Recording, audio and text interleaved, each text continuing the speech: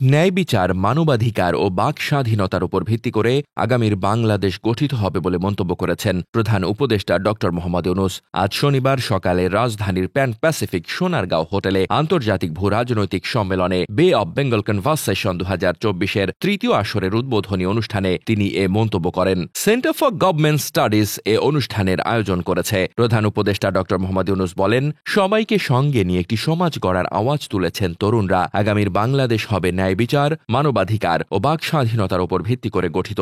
দেশে ন্যায় বিচার প্রতিষ্ঠা ও রাষ্ট্র সংস্কারই সরকারের প্রধান চ্যালেঞ্জ। এজন্য সবাইকে ধৈর্য ধারণ করতে হবে।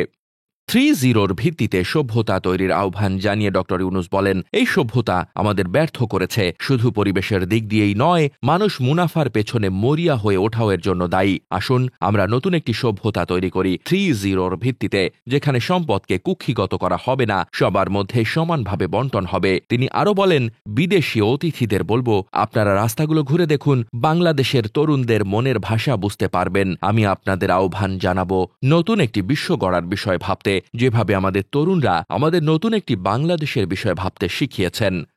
উল্লেখ্য, আজ থেকে শুরু হওয়া 3 দিনব্যাপী সম্মেলন চলবে 18 নভেম্বর পর্যন্ত। এবারের থিম নির্ধারণ করা হয়েছে আ ফ্র্যাকচার্ড ওয়ার্ল্ড। এতে 80টিরও বেশি দেশ থেকে 200 জনের বেশি আলোচক, 300 জন প্রতিনিধি এবং 800 জন অংশগ্রহণ করবে।